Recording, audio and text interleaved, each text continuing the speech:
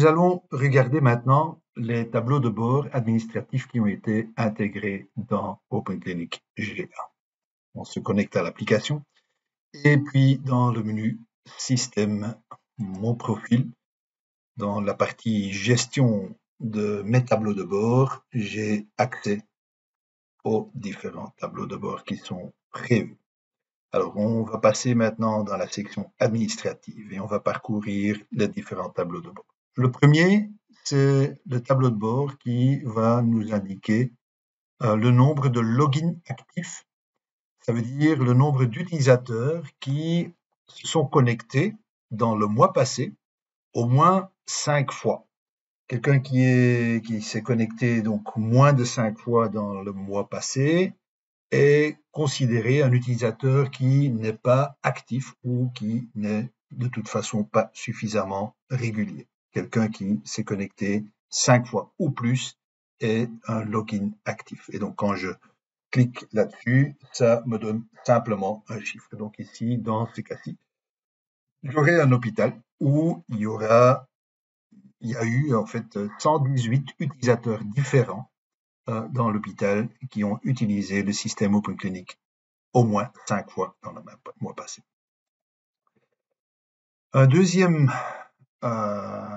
indicateur dans le tableau de bord administration, c'est en fait la durée de séjour. Et cet indicateur-là va nous montrer la durée de séjour moyenne pour les patients sortants. Ça veut dire que les patients qui sont encore hospitalisés actuellement ne sont pas pris en considération. Et donc, il s'agit évidemment seulement des hospitalisations et évidemment pas des consultations. Donc, quand je vais activer cet indicateur, ça va me donner l'évolution de mois au mois, de mois à mois, donc de la durée de séjour. Donc, ici, sur une période de 12 mois, par exemple, du mois de mars 2022 jusqu'au mois de mars 2023, je vois que la durée de séjour se situe autour de 6 jours, entre 6 jours et 7 jours pour cet hôpital. Je vois qu'il y a une pique ici le dernier mois, mais le dernier mois n'étant pas encore complet, je crois que bon, c'est quelque chose qu'on voit dans pas mal de statistiques. Ce dernier chiffre est souvent pas représentatif. Je le vois ici par mois sur une période de 12 mois, comme c'est indiqué ici au-dessus dans l'indicateur. Si je veux voir ça sur une période plus longue, je peux choisir ici de me le montrer sur une période, par exemple, d'une année. Et là, je vais avoir cette fluctuation. Je vois ici que pour cet hôpital, il y a plusieurs années, on avait des durées de séjour très longues. Il s'agit donc clairement d'une période pendant laquelle, sans doute, dans cet hôpital, on enregistrait les patients qui entraient à l'hôpital, mais on oubliait de les faire sortir et donc les patients s'accumulaient dans l'hôpital avec parfois des taux d'occupation de plusieurs milliers de pourcents, ce qui évidemment n'est pas correct, mais donc avec des durées de séjour qui sont beaucoup trop longues. Et à un certain moment, on a décidé de clôturer toutes ces hospitalisations pour avoir quelque chose qui va refléter plutôt la réalité. Et donc là, on est de nouveau au niveau d'une durée de séjour de 6 à 7 jours.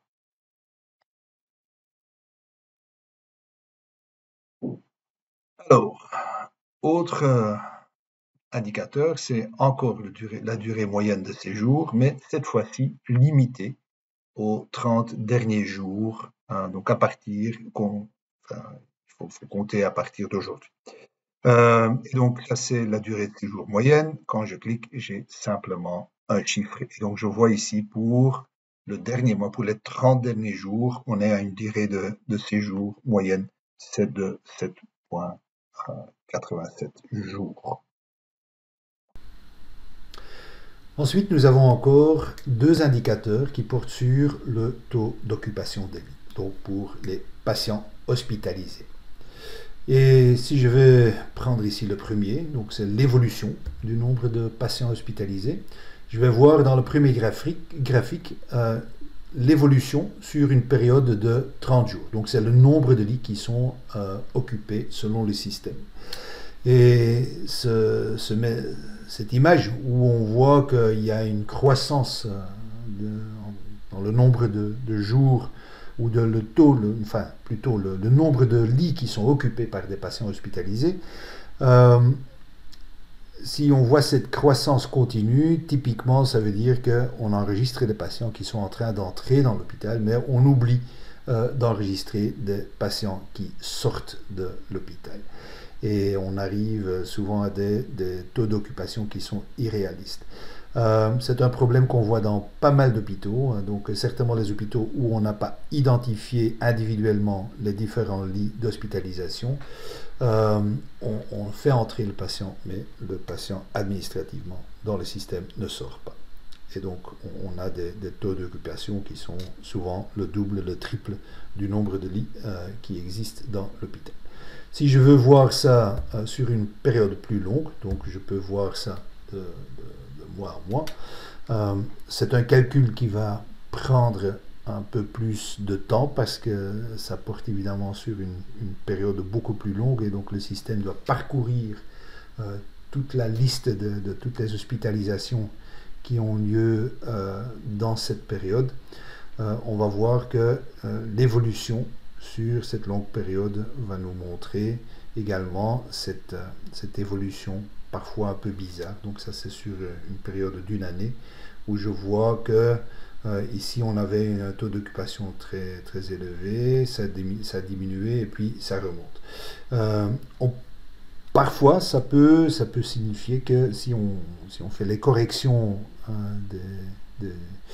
des oublis de sortie au moins de mois au mois, ça veut dire qu'on a une fluctuation saisonnière parfois du nombre d'hospitalisations, ce qui est le cas dans pas mal d'hôpitaux. Mais si cette fluctuation est irrégulière sur les différentes années, ça veut souvent dire qu'à un certain moment, on a fait une correction et puis on est de nouveau en train d'enregistrer correctement les entrées et les sorties jusqu'au moment où on a oublié de nouveau d'enregistrer les sorties et puis on fait encore une correction.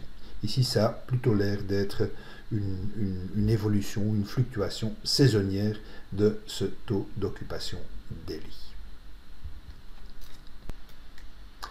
Le taux d'occupation des lits actuels est donc le deuxième indicateur pour l'occupation des lits.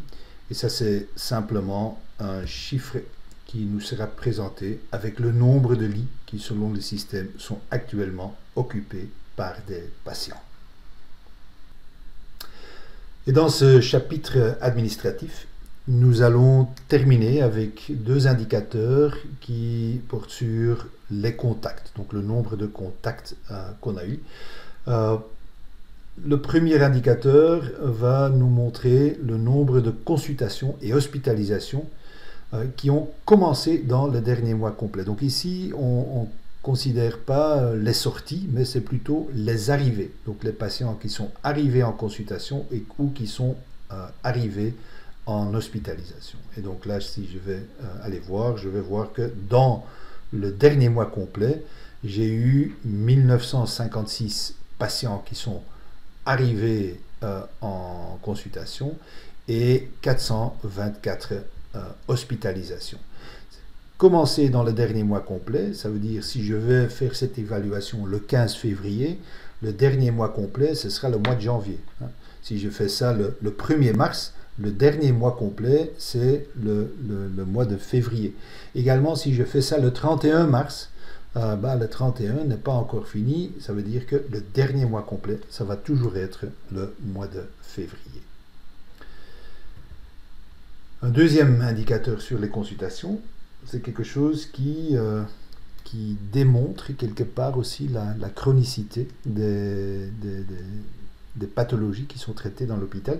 C'est en fait le nombre de consultations par patient dans l'année écoulée. Donc sur une période de 365 jours, on va regarder pour chaque patient qui a visité l'hôpital, combien de fois il est passé dans l'année à l'hôpital. Et donc, un patient peut venir une fois. Donc là, c'est évidemment la limite inférieure. On ne peut pas être venu moins d'une fois dans l'année, parce que dans ce cas-là, on ne va pas être pris en considération dans cette statistique. Mais donc il y a des patients qui reviennent 2 fois, 3 fois, 4 fois, 10 fois même, s'ils souffrent de maladies chroniques ou s'ils ont plusieurs problèmes de santé qui se présentent dans l'année écoulée. Et donc si je vais regarder ici, c'est de nouveau un chiffre, et donc là on voit que ici dans cet hôpital, en moyenne, un patient qui vient dans cet hôpital vient 2 fois dans l'année. Donc c'est un score quelque part de chronicité de 1,99 ou 2.